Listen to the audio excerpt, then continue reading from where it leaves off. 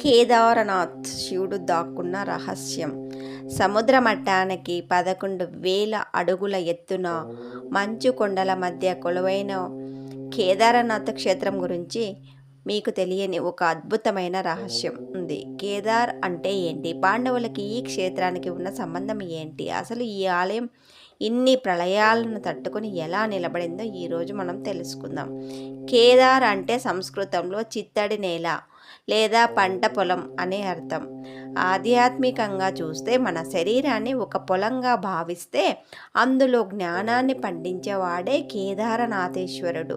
పురాణాల ప్రకారం కురుక్షేత్ర యుద్ధం తర్వాత పాండవులు తమ పాప పరిహారం కోసం శివుని దర్శనం కోరుకున్నారు. కానీ శివుడు వారికి కనిపించకూడదని భావించి ఒక ఎద్దు నంది రూపం ధరించి ఈ కేదారఖండంలో దాక్కున్నాడు.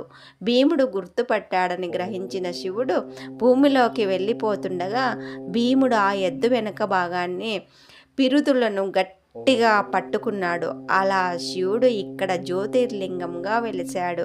కేదారనాథ్ ఆలయం కేవలం భక్తికి నిదర్శనం మాత్రమే కాదు, ఒక ఇంజనీరింగ్ అద్భుతం.